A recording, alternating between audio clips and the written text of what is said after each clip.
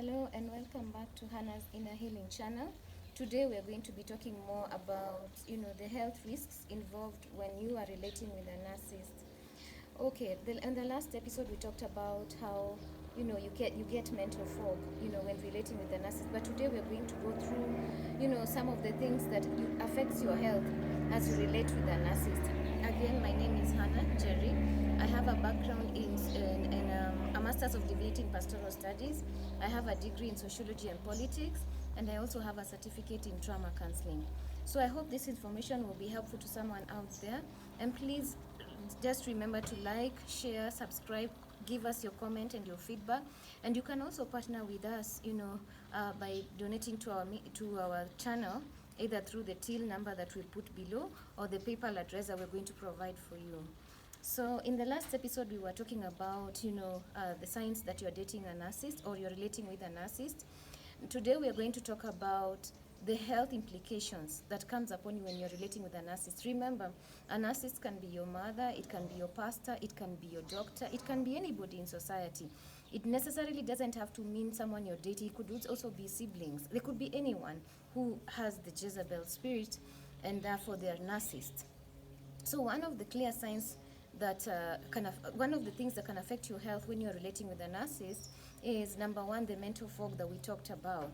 The mental fog comes because there's a lot of manipulation when you're dealing with a narcissist. They can say something and then say they have not done it.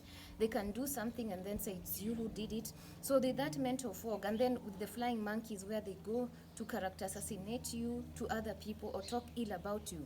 So you can develop a mental fog. A mental fog comes because now, your thinking part of the brain, which is the prefrontal lobe, which is here in the front part of the brain, the thinking part is affected. So what happens is the amygdala, which is the emotional part of the brain, which is at the back of the brain, picks up, and then the thinking part of the brain shuts down. So you become so emotional, so reactive. That's why when people are abused or in an abusive environment, they react a lot emotionally because their thinking part of the brain is not working that time. And also the cortisol is released a lot in the body, So instead of now part of the brain storing memories, it starts releasing, that is responsible for storing memories, it starts releasing cortisol. It's the stress hormone that is released when your body is stressed. And when this hormone is released in your body, it starts eating your organs like your kidneys. You start getting ulcers because there's a lot of acidity that comes with cortisol. So that's one of the things that happens to you when you're relating with a narcissist. Another health risk that you're involved with is ulcers, headaches. Your body is tired because when cortisol is being released, your prefrontal lobe is not working properly. The amygdala has picked up, so that's why you're in a flight or fright mode. So what happens is, even when you're picking your keys, you feel so tired. You start getting so tired. That's why you feel emotionally tired.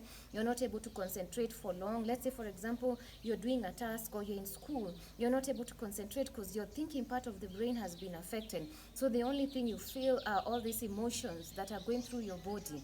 And that's what a narcissist makes you do. Another health risk that is involved with relating with a narcissist is when you find that part of your body is beginning to now wear down.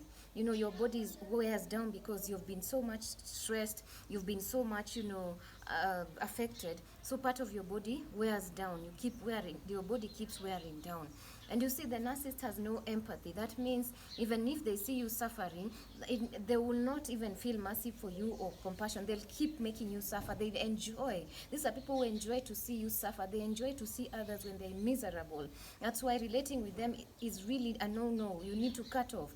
If you have a parent, I'll be discussing in my next video how to cut off even of parents or guardians who are narcissistic, because they are toxic people. They are toxic. They come just to destroy your life. They themselves might not even know, but some do know. And they enjoy the feeling they get when they hurt, and they keep manipulating other people because they like control. Another health risk that is involved is you might get insomnia. You're not able to sleep well.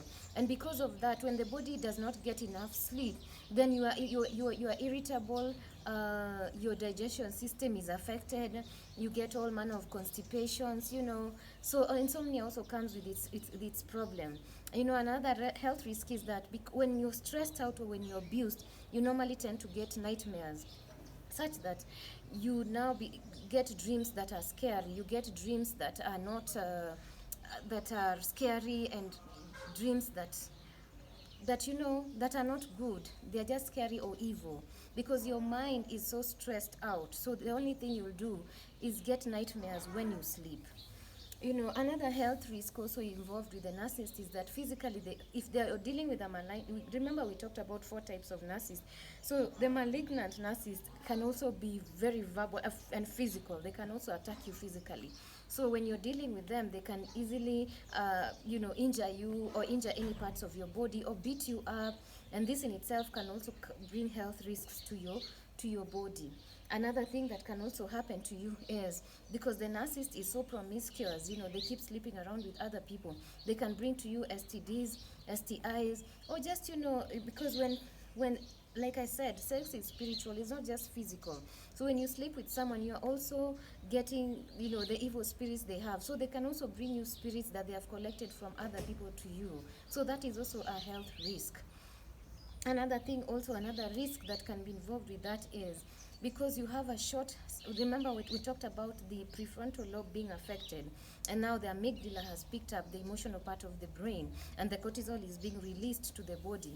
So now your concentration span is not only just short, but you realize you can also develop mental illnesses. You can develop mental illnesses because of the constant abuse that is happening to you. So you can either start getting, depression, even bipolar can come, because studies have shown that kids who have grown up in very abusive homes can also develop mental illnesses later on. And that's what happens when the body is really, you're abused. Also hypertension. You can also develop hypertension, heart attack, because you're constantly being stressed out. You're constantly being pushed to your limits. So if you are under 18 and you're going through abuse, you can report it to the authorities or to the children departments in this city.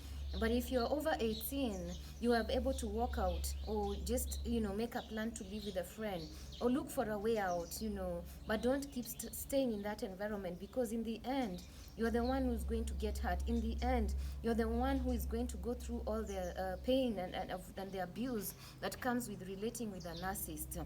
So I can recommend for people, like, if you know someone is a narcissist, especially the malignant, or you're not able to cope anymore, because what happens is your body shuts down.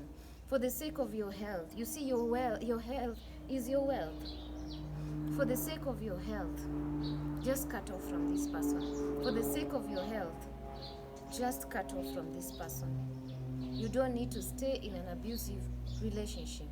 As much as God hates divorce, but he also hates when someone abuses other people. So you don't need to stay in an abusive environment. Love yourself to at least remove yourself. You come first. You don't need to keep putting the needs of others before you. There are times when you sacrifice for the needs of others, but not at the expense of your health, not at the expense of your emotional health, not at the expense of your spiritual health. You need to live. And also spiritually, the narcissist affects you in a way that you are not able to pray anymore. You're not able even to hear God anymore, because when you're having all this adrenaline rush in your body, when you're having all this cortisol being released to your body, when you're having all this, you're in a flight or fright mode, where you're being fright, where you can easily be scared, flight where you want to escape. So you're not able to, your mind is not stable even for you to grow spiritually. And remember, when you're not emotionally stable, you cannot grow spiritually. So there are all the reasons to cut off from a narcissist. In our next video, I want to discuss about what the spiritual narcissist, how a narcissist behaves in a spiritual environment, be it a pastor, a leader in the church. It's good for us to know, so that when you go to a church and you find this characteristic of someone who is a spiritual authority but has some similar characteristics, then you know you're dealing with the Jezebel spirit and you cut off. Thank you for watching. Please remember to like, share, and subscribe.